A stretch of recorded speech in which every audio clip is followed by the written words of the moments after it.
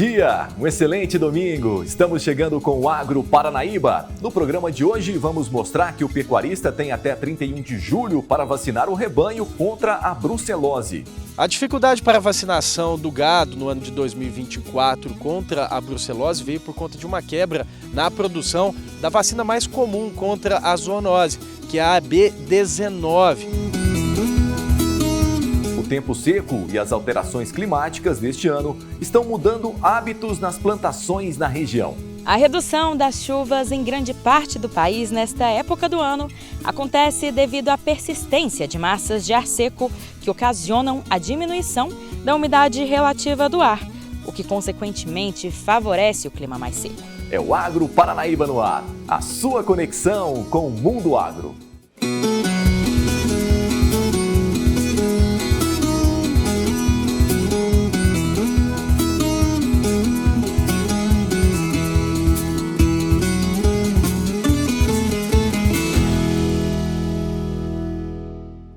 A gente começa o Agro Paranaíba desta semana com uma curiosidade.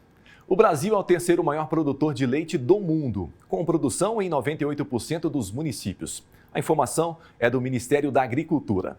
E é para incentivar esses produtores que estão espalhados pelo país inteiro que foi criado neste ano o Dia Nacional do Leite. A data é 12 de julho e em Uberlândia, para celebrar, teve início o programa Mais Pecuária Brasil. Minas Gerais é o maior produtor de leite do Brasil e em Uberlândia há mais de 2.200 produtores. Cenário importante para a implementação do programa Mais Pecuária Brasil, da Confederação Nacional de Agricultores Familiares e Empreendedores Familiares Rurais, a CONAFER. Estima-se que mais de 50 mil novos postos de trabalho sejam criados anualmente. É um projeto extremamente inovador a nível que beneficia a agricultura familiar, levando a inseminação artificial em tempo fixo para todos, e isso vai potencializar a produção leiteira a nível nacional e também a produção de carne. Inicialmente, o programa irá beneficiar 16 produtores rurais do município. O evento fez parte das comemorações do Dia Nacional do Produtor de Leite, realizado em uma fazenda em Uberlândia. Produtor de leite não tem sábado, não tem domingo, não tem feriado, não tem dia santo. Se você vai casar seu filho, você primeiro vai tirar o leite, porque a vaca não espera. A vaca que fica sem tirar o leite, ela tem mastite, dá uma série de problemas. E a gente não pode deixar esse leite ir embora. Então a gente tem obrigatoriedade de tirar o leite. Então nada melhor do que um dia para o produtor de leite comemorar o seu dia. Legal, né? O produtor de leite merece mesmo esse dia para celebrar as lutas diárias. E tem mais assunto para o meu amigo pecuarista. É que a primeira etapa de vacinação contra a brucelose em Minas Gerais termina no dia 31 de julho. A campanha terminaria no dia 30 de junho, mas faltou a vacina no país e apenas 40% do rebanho havia sido imunizado. Por esse motivo, o IMA prorrogou a vacinação.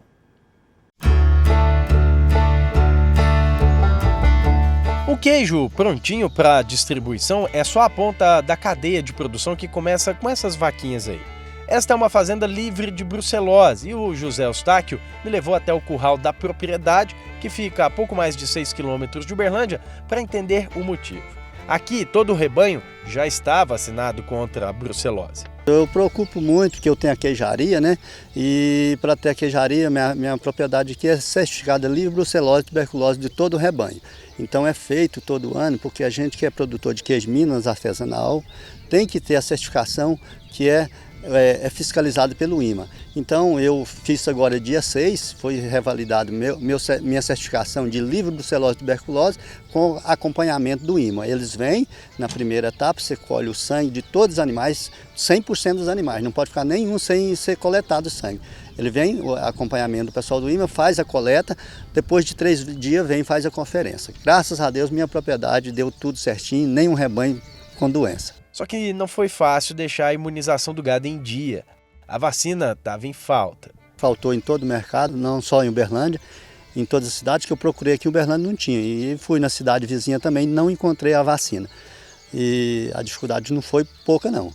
E não foi só meu caso, todos os produtores ficou em falta da vacina. Porque nós temos que vacinar 2 vezes no ano, é semestral. A gente vacina na primeira etapa e na segunda etapa do ano. Então, na primeira etapa tinha vacina, agora na segunda etapa nós não conseguimos encontrar vacina. Por isso que em Minas Gerais a primeira fase da vacinação contra a brucelose foi prorrogada. Os pecuaristas terão até o dia 31 de julho para vacinar as bezerras e até o dia 10 de agosto para apresentar a declaração ao Instituto Mineiro de Agropecuária, o IMA. A dificuldade para a vacinação do gado no ano de 2024 contra a brucelose veio por conta de uma quebra na produção da vacina mais comum contra a zoonose, que é a AB19. Os laboratórios tiveram dificuldade em produzir a quantidade necessária. Dessa forma, muitos produtores acabaram utilizando a chamada RB51, que via de regra é uma vacina mais cara. O pessoal aproveitou da falta dessa vacina. O ano passado eu paguei em torno de 36 centavos, agora eu paguei quase R$1 na vacina. Devido à falta, eles subiram o preço da vacina. A dilatação do prazo foi em função da diminuição da produção do insumo, que é a vacina, né, da brucelose. Então, houve essa redução da produção e a demanda foi mantida. Então, foi preciso, uma demanda maior e aí o Instituto prorrogou o prazo, conforme a autorização junto ao Ministério da Agricultura, para o produtor conseguir então imunizar suas bezerras aí. E isso ficou um cenário nacional, inclusive, não foi só o estado de Minas, alguns outros estados também solicitou essa prorrogação da campanha em função do desabastecimento, a falta do insumo. A vacinação contra a brucelose deve ser feita 2 vezes ao ano, em bezerras de 3 a 8 meses de idade. É uma obrigação do pecuarista. A brucelose é uma doença, uma zoonose, que traz prejuízo na questão reprodutiva, atrapalha muito a reprodução animal.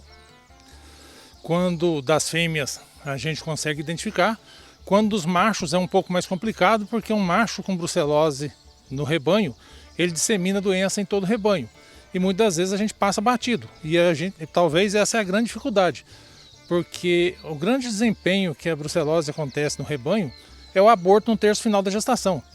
Então você gasta para produzir, para ter eficiência no resultado do seu rebanho, e aí chega lá no final do terço final da gestação, você perde o bezerro. Você perde a gestação de 9 meses, mais um outro prazo para desenvolver essa gestação. Então o prejuízo se torna muito grande. Financeiramente é muito complicado. Em 2022, o estado de Minas alcançou o índice de 86% de animais declarados como vacinados. Em 2023, Minas Gerais alcançou o índice de 77,5% de fêmeas vacinadas, segundo declarações obrigatórias feitas pelos produtores ao IMA. Foram 1.900.000 animais vacinados. Contudo, o Ministério da Agricultura e Pecuária exige pelo menos 80% de cobertura vacinal para garantir o controle da doença. Neste ano, até agora, a cobertura vacinal contra a brucelose foi de 39,5%. O índice está relativamente dentro da meta, né? Porque a gente estabelece esse índice de 80% das bezerras imunizadas no ano. Então, é 40% no primeiro semestre e 40% no segundo semestre, totalizando os 80%, que é a imunidade de rebanho. Ela é uma doença que causa aborto, então isso impacta muito grande economicamente para o produtor. Que o animal que aborta, ele perde o animal, o bezerro, e a vaca, consequentemente, não vai produzir leite. Então, isso tem um agravo financeiro grande. Então, é importante o produtor estar imunizando as bezerras de 3 a 8 meses, que é a idade ideal para estar fazendo a vacinação da brucelose, para impedir que essa doença entre no rebanho. O estado de Minas Gerais é o maior produtor de leite do país e a gente consegue manter esses índices produtivos de forma ideal, né? Sem causar grandes impactos. E vamos além, a brucelose pode afetar humanos. Os sintomas vão desde febres a dores musculares e também dores nas articulações. Estima-se que em torno de 500.000 pessoas se contaminam por ano com brucelose. E essa brucelose pode ser canina, brucela canis, brucela suis do suíno, brucela abortus do bovino. É uma doença que, para você ter uma ideia, no animal, o tratamento no animal do cão, por exemplo, o tratamento não é muito eficiente. A consequência disso é que o animal pode vir a óbito ou, como o tratamento não tem eficiência, uma das indicações é a eutanásia, para eliminar o problema da saúde.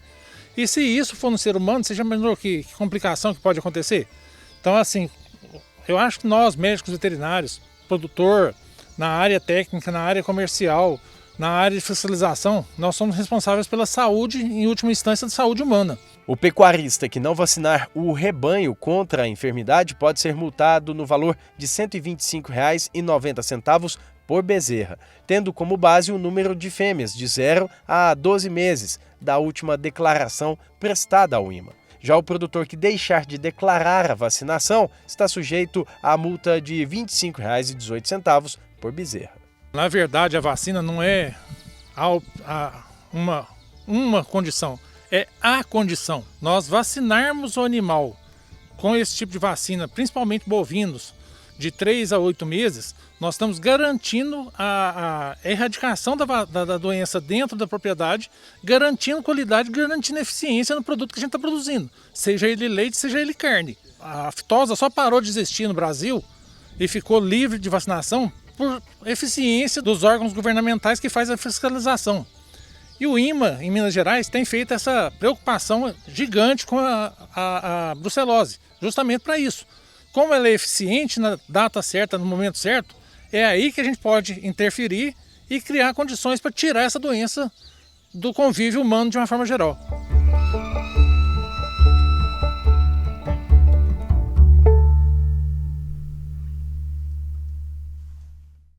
Está aí a dica. Então, pecuarista, não deixe de vacinar o seu rebanho para não ser penalizado. E lembre que ao vacinar, tem que declarar ao IMA até o dia 10 de agosto. Mais informações sobre a vacinação contra a brucelose, você pode acessar o nosso site paranaibamais.com.br.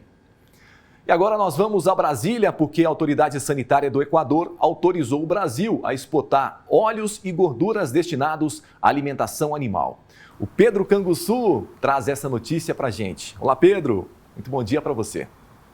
Oi, Bruno. Muito bom dia para você. Nos 5 primeiros meses deste ano, o Equador importou mais de 140 milhões de dólares em produtos agrícolas do Brasil, com destaque para produtos florestais, cereais e farinhas. Esse resultado é fruto da ação coordenada entre o Ministério da Agricultura e Pecuária e o Ministério das Relações Exteriores. Além do Equador, o Brasil também recebeu a autorização para exportar camarões e carne de camarões para a Austrália na última semana. Com o anúncio desse novo produto, o Brasil alcança sua 78ª abertura de mercado em 2024, totalizando 156 aberturas em 53 países desde o início de 2023. E o volume da produção brasileira de grãos deverá atingir mais de 299 milhões de toneladas na safra 2023-24, de acordo com os dados do 10º levantamento de grãos, divulgado na última quinta-feira pela Companhia Nacional de Abastecimento. Haverá uma redução de 6,4% ou 20 milhões de toneladas em relação ao ciclo anterior. Porém, esta safra deve ser a segunda maior já colhida no país.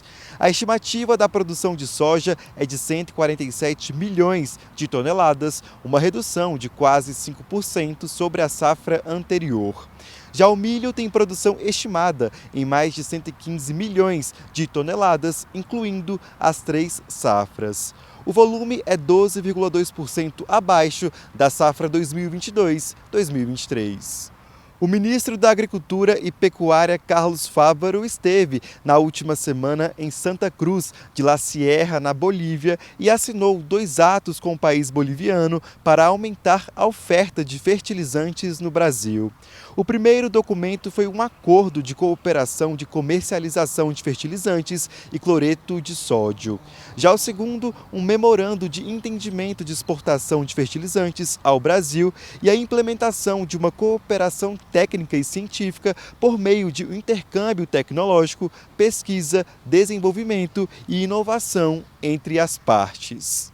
Bom, Bruno, eu vou ficando por aqui. Para vocês, uma ótima semana e até domingo que vem. Obrigado, Pedro, e uma excelente semana para você também.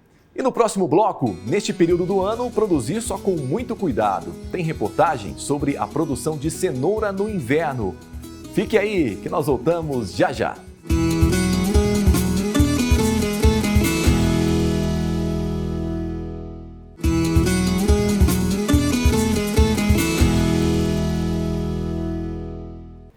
Você que planta, que alimenta, ordenha, protege, trata, cria, inova, que inspira a próxima geração de mulheres e homens do campo.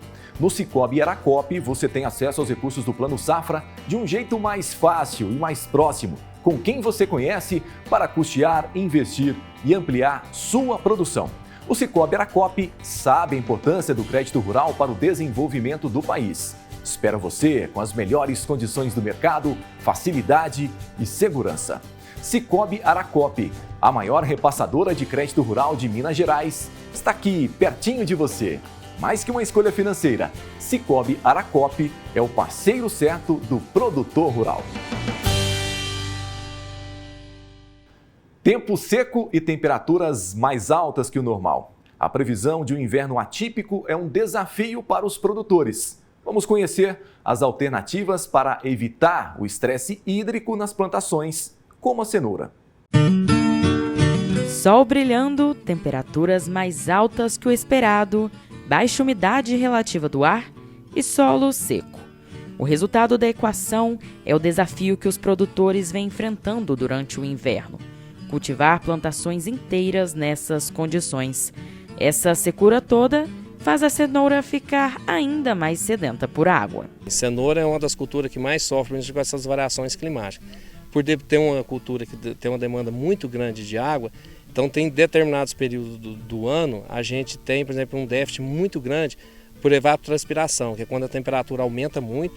Geralmente os plantios que consistem agora a partir do mês de agosto até novembro, que a temperatura sobe, o período chuvoso ainda não entrou, então a gente tem vamos supor, temperatura alta e o tempo e o clima muito seco. Então você tem uma exigência muito grande, principalmente do sistema de irrigação. Acaba tendo uma demanda maior no volume de água. Para sobreviver com qualidade no período, cada produção tem seus métodos.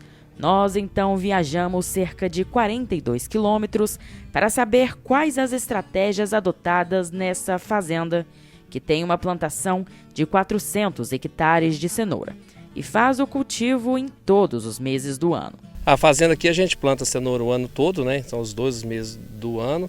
Então a gente, assim, para atender a necessidade da fazenda, a demanda do packing house, no caso do lavador, que a gente lava a cenoura o ano todo, então o que a gente faz? A gente tem todo um calendário, onde esse calendário a gente define o ciclo da cultura, né? E o espaço que a gente tem que fazer entre plantios, para sempre a cenoura, quando a gente vai fazer a colheita, ela sempre está naquele mesmo estágio, para poder estar atendendo essa demanda do lavador. Então a gente faz toda essa estratégia, né, e implanta no campo para poder estar fazendo esse manejo. A gente tem fluxo de carregamento basicamente diário, né, basicamente a semana toda. O fluxo aqui deve sair em torno aí de 150, 200 toneladas dia. Todo tipo de consumidor, tanto a parte de o consumo, né, a parte de doméstico, que é em casa, a parte de restaurantes, indústria, em modo geral. Mesmo até na parte animal de ração também tem um consumo também. Segundo a Secretaria de Agricultura, Pecuária e Abastecimento, Uberaba é o segundo município que mais produz cenoura no estado de Minas Gerais. E para continuar sendo referência na produção, aqui na Fazenda Boa Esperança, um dos principais investimentos é na automatização da colheita, que auxilia em todo o processo, já que essa é uma cultura cultivada o ano inteiro e em todas as estações. A gente vai trabalhando com esses aspectos, mecanização, métodos de plantio, tá? Essa questão às vezes até investindo bastante em produtos biológicos, que ajuda também nessa questão até mesmo de seca, já tem alguns trabalhos aí que têm contribuído para isso também. A questão de fertilização, irrigação.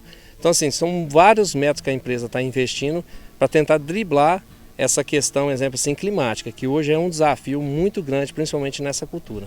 O legume, que está presente em receitas famosas, faz parte do dia a dia do brasileiro e é até protagonista de desenhos animados, precisa de um cuidado intenso para chegar ao prato na melhor versão.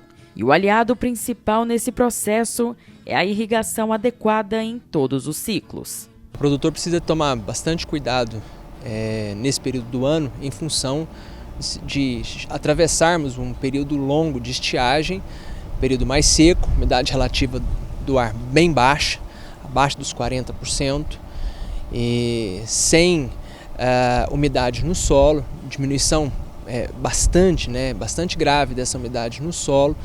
As temperaturas diurnas podem ultrapassar os 30 graus à medida que a gente vai avançando no inverno. E à noite a temperatura cai bastante, então nós temos uma oscilação térmica elevada nesse período. Então a preocupação do produtor nesse momento precisa ser em suprir essas culturas, as hortaliças, com água, e aí ele precisa fazer o uso da irrigação.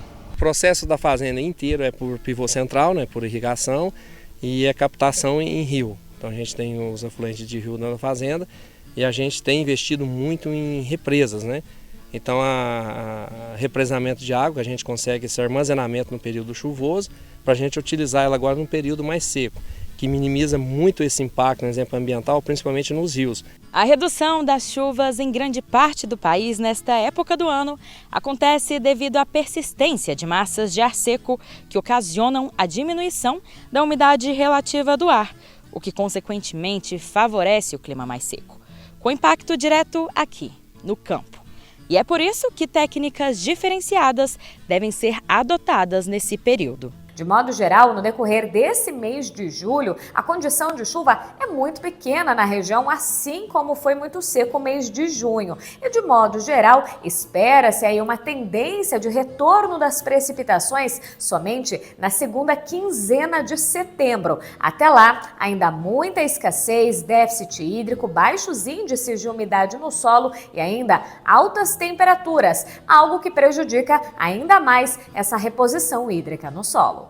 A água é tão importante para essa cultura que mesmo após a colheita ainda é utilizada em larga escala para sair daqui direto para a mesa. Hoje a gente trabalha, por exemplo, assim, na questão, começando aqui do pivô central, toda a irrigação nossa hoje ela é monitorada por aplicativos e estações meteorológicas, que ela vai informar o estágio e a época que a gente tem que jogar menos ou mais água, para a gente não desperdiçar. E depois a gente tem a parte do lavador, que toda a água que a gente usa na lavagem, a gente passa por um processo de decantação de solo, a gente faz uma asepsia nela e é reutilizado de novo na irrigação de novo. A gente está sempre fazendo esse ciclo, sabe? Não é usar o que tem e desperdiçar, não é usar o que tem no máximo de benefício que pode trazer, tanto faz para o meio ambiente, para a sociedade e também aqui para o meio nosso de produção, né? O planejamento do cultivo também é fundamental. Aqui é realizado em 2 ciclos, para que em nenhum período do ano falte o alimento. Tem um ciclo de inverno e um ciclo de verão. O ciclo de verão é em torno de 90 a 110 dias e você pega o ciclo de inverno que vai em torno de 110 até 140 dias. Então assim tem essas variações. Aí a gente entra nessa parte de todo o processo nosso é voltado para a mecanização, com a colheita mecanizada. Então todo o processo da empresa aqui é mecanizado, a gente passa...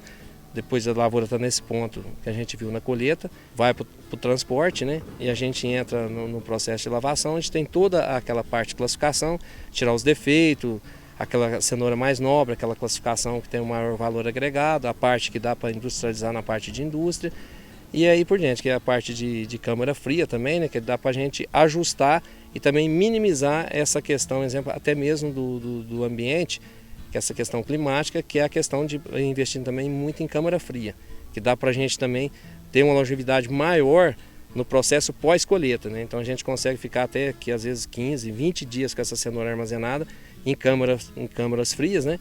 Se a logística no processo de produção não estiver totalmente alinhada, quem sofre é o bolso do consumidor. A falta da água, né, pode fazer com que esse estresse hídrico no solo pode fazer com que a planta tenha menor crescimento, aí pode depreciar o seu produto, no caso a cenoura, e lógico, quando a gente prejudica a cultura, coloca a cultura também nesse estresse hídrico, favorece o aparecimento de pragas, de doenças, então é tudo um conjunto. O produtor precisa sempre fazer o uso racional da água, planejando a sua irrigação, para que ele consiga atravessar esse período mais crítico, fornecendo o suprimento correto de água para a cultura.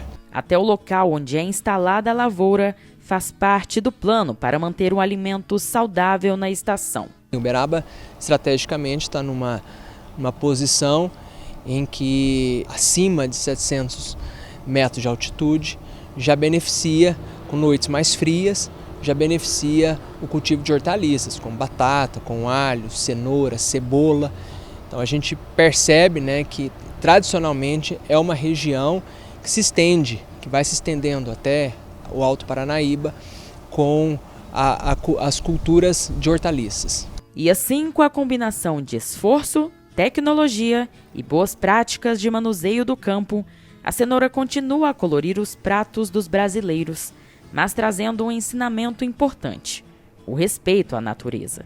Na questão climática, a gente tem que se adaptar a ela, ela nunca vai se adaptar a gente, mas o impacto é inevitável. Sempre a gente vai estar sempre lidando com a situação.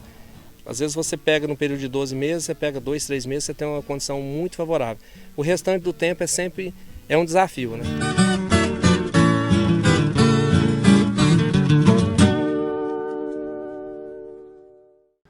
E a gente fica daqui na torcida para que a cenoura não falte no nosso prato. E olha, a previsão para os próximos dias é que o céu fique parcialmente nublado e a temperatura caia um pouco mais. Vamos saber como fica o tempo para a segunda quinzena de julho com Maria Clara Barros. Bom dia, Bruno. Bom dia a todos que acompanham o Agro Paranaíba. A irregularidade das chuvas nos últimos meses causou uma queda acentuada nos índices de água disponíveis no solo, o que gera preocupação quanto ao desenvolvimento das plantações. O mapa mostra que as áreas do Triângulo Mineiro e Alto Paranaíba permanecem com os índices abaixo dos 40%. Uma outra preocupação é o aumento no número de focos de queimadas, que, associadas com as altas temperaturas, podem se alastrar rapidamente e também atingir lavouras. Apesar da atuação de um sistema causando instabilidade sobre algumas partes da região sudeste, os próximos dias para o Triângulo Mineiro e Alto Paranaíba são de preocupação. Ao menos até o dia 24 de julho não há previsão de chuva na região. Este período sem chuvas deve se prolongar por pelo menos até o final do mês de julho. Para ilustrar esse cenário de poucas chuvas na região, temos o gráfico. Para a cidade de Patos de Minas, que mostra a tendência de chuva para os próximos 90 dias. Nota-se no gráfico que a chance de chuva só começa a aumentar no início de setembro. Na somatória dessas chuvas, são esperados valores próximos de 190 milímetros na cidade. Até lá, são esperados cerca de 68 dias, ainda sem a presença de chuvas no município. Bruno.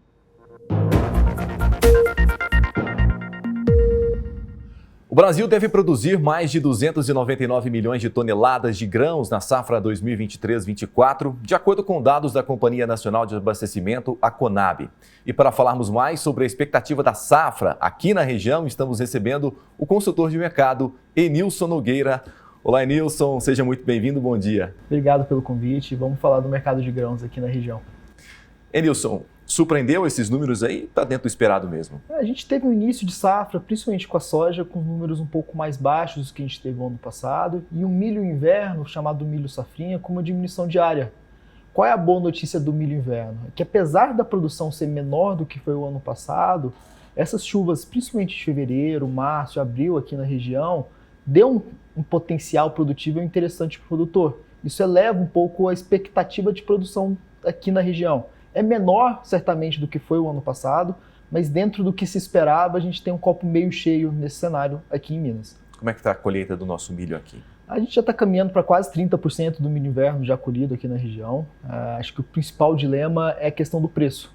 Como o Brasil está com essa expectativa de produção um pouco mais alta do que se imaginava anteriormente, e principalmente Estados Unidos vindo com uma safra cheia, tudo lá em termos de área, clima indica uma boa produção, os preços internacionais e os preços aqui no Brasil estão em queda.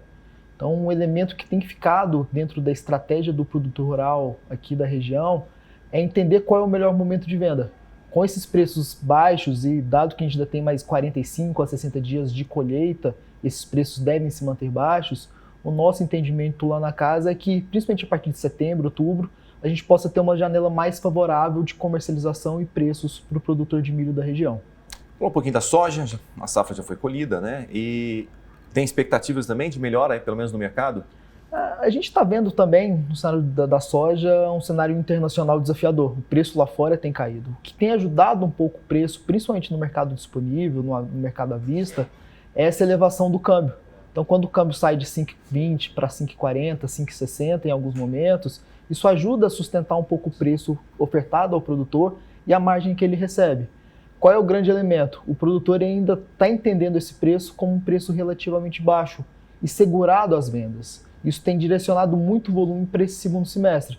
Então, um grande ponto de atenção para o produtor, de risco que a gente tem, é o produtor não ficar com muitos volumes para o segundo semestre e isso aumentar muito a oferta disponível para o restante desse ano e acabar segurando preços. Aquele produtor, então, ele tem a soja armazenada, mas já tem aí a colheita do milho, né? Ele tem, de certa forma... Exato. O tema de armazenamento, principalmente agora nos próximos 30, 60 dias, é um tema de espaço, né? Se aquele produtor que tem bastante soja guardada, ele vai ter dificuldade de encontrar espaço para milho. Então, dentro de uma estratégia conjunta de fluxos de produção, necessidade de caixa que ele tem até pensando na safra 24, 25, uma estratégia é, de fato, ao longo dos próximos dias, ou das próximas semanas, privilegiar a venda de soja e depois de milho, pensando que a sazonalidade de milho tende a ser melhor em termos de preço para o final do ano. Estamos também na colheita aí do café, né? O preço do café tem surpreendido. Exato. Diferentemente de soja e milho, o preço do café subiu mais de 20% nos últimos 60 dias. Tem dois elementos muito claros. O primeiro deles, do ponto de vista internacional, países importantes como o Vietnã tiveram perdas de oferta relevante. Então isso sustentou o preço lá fora, a gente tem preços até recordes, acima do que a gente viu na pandemia, que foi um período de alta de preços internacionais. Acima até R$ 1.400 a saca, né? Exatamente, e tem o elemento cambial. A partir do momento que o café é um produto exportado, quando o real se desvaloriza, o preço do café sobe. Então nesses últimos 60 dias que a gente via preços de café aqui na região na casa de 900 a R$1.000 por saca, a gente está falando de preços acima de 1.300, acima de 1.400 aqui na região. E o produtor, é um momento para ele justamente fazer a sua venda, né? Exato. Esse é um ano, em termos da bianualidade do café, um ano ele produz bem, um outro ano ele produz mal. Esse é um ano que, para a nossa região, o produtor tem uma produtividade um pouco mais baixa. Mas esse elemento de preço mais alto vai conseguir gerar renda para ele mesmo num ano de produtividade menor. É o que ele viu, né? Na colheita, o grão miúdo, né? Tá tendo esse problema assim, né? Exatamente. A gente teve um clima desafiador esse ano, além dessa questão estrutural do cafezal, de anos bons e ruins. Mas esse é o grande elemento. Em termos de margem, por mais que ele tenha colhido menos grãos, talvez com uma qualidade não tão boa quanto ele teve no ano passado, esse elemento de preços mais altos garante margem, garante renda no campo. Tá. Nós saímos do El Niño, né? Agora a gente começa a falar da Laninha. Isso é bom aqui para a nossa região? A estabilidade climática foi um componente comum nos últimos anos, né? O ano retrasado era Laninha, o ano passado El Niño e agora é Laninha de novo. Para a região, o impacto é pequeno, mas em geral é favorável. Então, para as culturas de soja no verão, de milho no verão, a gente costuma ver produtividades acima do que se espera em anos de Laninha do que quando você tem El Niño. Então, para a nossa região, é um elemento positivo, é um elemento que dá uma certa tranquilidade do ponto de vista climático para o produtor ter um bom arranque ali, principalmente a partir de outubro, parte de setembro para milho e outubro para soja, quando termina o vazio sanitário. Bom, para o produtor de soja, a gente já está no período do vazio sanitário, não pode plantar, não pode manter plantas vivas, né? E esse período é um período de estratégia para o produtor, de planejamento, né? Exato. A gente está num ano em que os custos de produção estão muito próximos dos preços praticados no mercado para a soja. Então as margens estão muito apertadas e o elemento de planejamento, principalmente do custo, passa a ser muito estratégico para o produtor. Então daqui até meados de setembro, outubro, que efetivamente ele entra no operacional, na necessidade do dia a dia, é o elemento dele procurar o fornecedor de sementes para escolher uma boa semente, o fornecedor de outros insumos, crédito, um certo limite e valores acessíveis. Então agora é o momento, já nos últimos dias, e agora é o momento dele ter um bom arranque do ponto de vista de planejamento. Para ao longo da safra 24-25, se por acaso ele tiver problemas de produtividade, problemas de preço, ele está muito bem embasado numa estratégia clara para o próximo ciclo. Foi divulgado, recentemente o Plano Safra 2024-25 pelo governo federal. E qual a avaliação que você fez desse Plano Safra? Eu sei que o mercado esperava um pouco mais, de volume financeiro, de recursos, e ficou ali em torno de 400 bilhões de reais, Exato. Eu falo para a agricultura empresarial, Já para a agricultura familiar, 76 bilhões, Exato. Do ponto de vista de volume, já há alguns anos o limite de crédito subsidiado pelo governo não é suficiente para a demanda do produtor. Isso já não é uma novidade para o dia a dia dele. Claro, quanto mais melhor, mais baixos os custos, os juros praticados, melhor para o produtor. Mas acho que é um momento, é uma oportunidade que o produtor tem de procurar fontes alternativas de financiamento. Então, a partir do momento que ele procura a revenda, que ele tem um bom relacionamento, que ele já mostrou que ele é um bom pagador, outros bancos e outras instituições financeiras, a gente tem tido um mercado de capitais eficiente para ajudar o produtor rural a aumentar a área plantada, aumentar o nível de investimento. Talvez não é no custo que ele gostaria, mas em termos de disponibilidade e principalmente desses parceiros e dessa lógica de planejamento, é muito importante que o produtor agora sente com esses parceiros, procure esses parceiros para encontrar outras formas de se financiar. O ano passado, o Plano Safra acabou que não deu para todo mundo, Exato. O grande problema do Plano Safra é que você tem limites de uso para o produtor. E com taxas de juros, que são mais atrativas, por exemplo. Exato. Então, no limite, ele consegue, às vezes, financiar 20%, 30%, 40% da sua operação e o restante ele tem que procurar alternativas de mercado. Então, acho que o elemento aqui é não se deixar ser contagiado por esse pessimismo ou por essa expectativa de que poderia ser maior. O mercado, principalmente o mercado de capitais, os próprios fornecedores, revendas, indústrias e compradores de grãos que trabalham junto ao produtor rural têm alternativas para subsidiar, para ajudar ele nesse processo de crescimento e de acesso a crédito. Tá bom. Enilson, mais uma vez, muito obrigado pela sua participação aqui no Agro Paranaíba. Obrigado, fico à disposição. Bom, recebendo então aqui hoje o consultor de mercado Enilson Nogueira. Vamos saber agora as principais cotações agropecuárias. A arroba do boi gordo foi negociada na última sexta-feira em Barretos por R$ 218, Goiânia R$ 203 e Uberlândia R$ 204.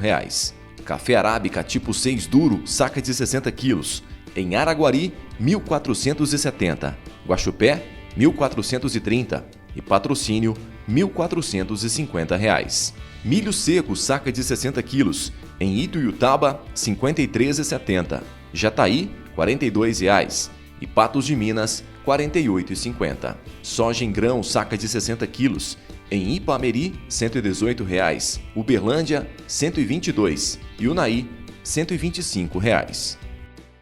Atenção, suinocultores e também quem quer investir neste mercado. De 16 a 18 de julho, em Lavras, tem a 9ª edição do Simpósio Mineiro de Suinocultura, o CIMENS. O tema deste ano é Nutrição e Microbiota na Suinocultura, do micro ao macro. O evento será híbrido, com a possibilidade de acompanhamento presencial ou online. Inscrições pelo site simpla.com.br. Juiz de Fora vai sediar o Minas Láctea 2024 entre os dias 16 e 18 de julho. O evento é promovido pela EPAMIG e é referência em difusão de tecnologias para leite e derivados e na apresentação de novos produtos, equipamentos e maquinários. Mais informações no site minaslactea.com.br. Dias 17 e 18 de julho, em Piracicaba, em São Paulo, tem a 11ª edição do Simpósio Cana. No evento, conhecimento técnico, atualizações de novas tecnologias e práticas presentes no setor sucroenergético, voltado para a nutrição mineral de plantas. Informações no Instagram, Simpósio Cana. Os direitos dos agricultores para aposentadoria, licença maternidade e licença doença foram discutidos nesta semana no SESI Gravatás, em Uberlândia. O evento, realizado pela Emater, contou com a participação de produtores rurais da região. Foi lançado nesta semana, em Patrocínio, o livro 50 anos da cafeicultura na região do Cerrado Mineiro, da Federação dos Cafeicultores do Cerrado. A obra homenageia a dedicação dos produtores locais, a evolução da cafeicultura e mostra como a região se tornou a primeira denominação de origem para café no Brasil. A região do Cerrado Mineiro se destaca pela produção de café de alta qualidade. Com 4.500 produtores em 55 municípios, ocupam 250 mil hectares e é responsável por 25,4% da produção de café em Minas Gerais e 12,7% da produção nacional. Parabéns pelo reconhecimento desse trabalho de meio século. E na última terça-feira teve mais uma edição do Flores do Café e do Bem-Estar na Fazenda Memória, em Indianópolis. O tema foi Mulheres Empreendedoras com Café, criando oportunidades dentro de sua realidade. No evento promovido pela Universidade Federal de Viçosa, campus Rio Paranaíba, teve palestras e troca de experiências com produtoras e mulheres do setor. Quando eu falo de S10, você já sabe o que esperar. E a nova S10 está com o melhor desempenho, mais potência e torque no motor, além de um câmbio de 8 velocidades. Por dentro, conforto e tecnologia de alto nível, com multimídia de 11 polegadas. Brutalmente macia, com melhorias na suspensão e isolamento acústico. Se você está gostando de ver tantas novidades na nova S10, vai gostar ainda mais do que a Autos trouxe em comemoração ao mês do produtor rural. Exclusivo desconto para produtor rural e CNPJ nas novas S10. Confira! S10 WT com transmissão automática de 8 velocidades, console central e muito mais por apenas R$ 240.056. A LTZ com alerta de colisão frontal, frenagem automática de emergência, comandos remotos de motor e ar-condicionado sai por R$ 277.761. E para quem gosta de um modelo mais esportivo, que foi inspirado no modelo da famosa Colorado, a sua S10 é a Z71, que possui acabamentos e detalhes exclusivos dessa versão. Nesse mês do produtor, ela sai por R$ 268.831. Então corra para Autos ou chame no WhatsApp 34 3230 8001 e aproveite! É por tempo limitado. E daqui a pouco no Agro Paranaíba, as delícias do inverno que tem como base o amendoim. E o Brasil é destaque na produção da leguminosa. Nós voltamos já.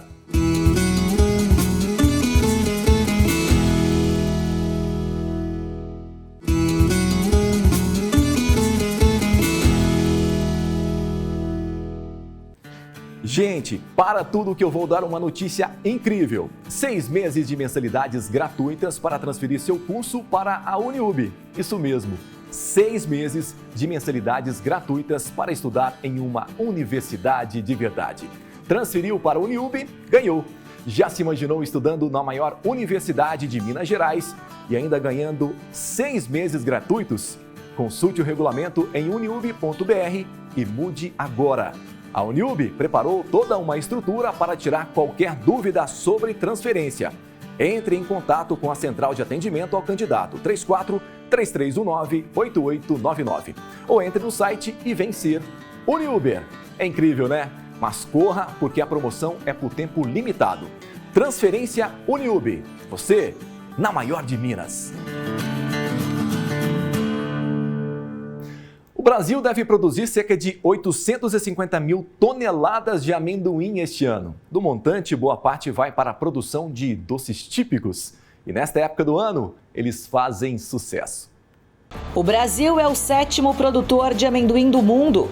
De acordo com dados do IBGE, em 2022 foram produzidas pouco mais de 848 mil toneladas da oleaginosa no país.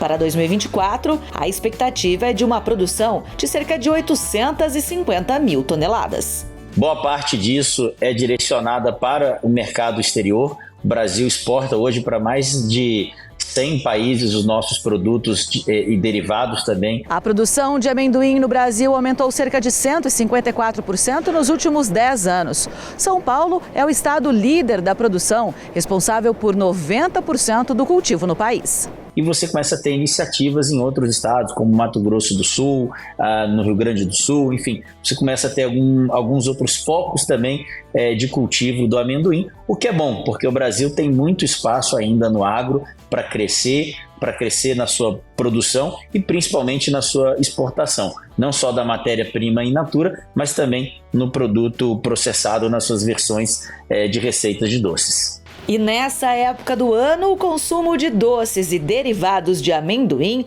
aumenta cerca de 30%. Os chamados doces juninos fazem sucesso. A protagonista é a paçoca, que, de acordo com uma pesquisa realizada pela ABICAB, a Associação Brasileira das Indústrias de Chocolates, Amendoins e Balas, é o doce preferido dos brasileiros. Essa fábrica, a maior de derivados de amendoim da América Latina, fica em Ribeirão Preto, no interior paulista. Ela tem 1.100 colaboradores que ganham um reforço de mais 400 nessa época dos festejos juninos. Nesse período a gente vê um incremento importante de vendas em todo o Brasil, inclusive para o mercado externo, com todas as linhas de produtos aí à base de amendoim. Aqui são produzidas por dia cerca de 5 milhões de unidades de paçoca nesta época. O produto é resultado da torra de 90 toneladas do amendoim, que chega de um único fornecedor.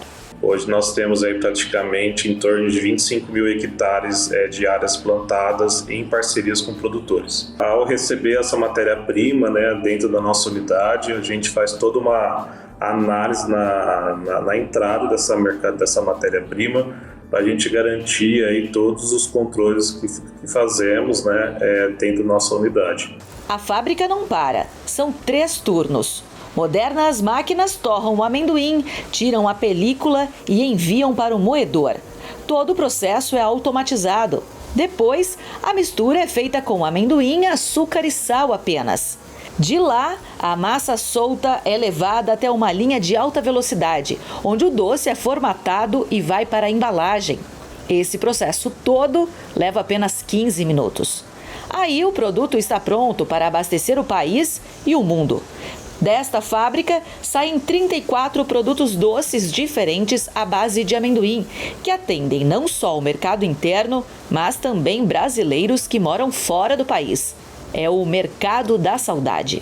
E essas pessoas, quando vão para outros países, sentem falta do gostinho brasileiro, daquele produto de amendoim que é tão característico nosso. Por conta disso, a gente tem um mercado de exportação aí em crescimento para países como Estados Unidos, Japão, alguns da União Europeia e aqui América do Sul também, como Chile e Uruguai, por exemplo. O consumo de amendoim pelo brasileiro ainda é baixo, pouco mais de 1 quilo per capita por ano. A média mundial é de 6 quilos, também abaixo do consumo observado na China, de quase 13 quilos por habitante por ano. Mas internamente ainda há espaço para expandir a produção e o consumo. O Brasil tem muita área disponível para a cultura do amendoim e tem cada vez mais, os produtores têm investido e diversificado a produção do produto. O amendoim tem mercado internacional. O amendoim é um produto rico em nutrientes, proteínas, então a gente vê sim espaço para crescer e está cada vez mais presente, desde o café da manhã até a última refeição do dia do brasileiro. Se depender do consumidor, o sucesso continua garantido o ano todo. De acordo com a pesquisa da ABICAB, 99,8% dos entrevistados consideram o amendoim bom para a saúde.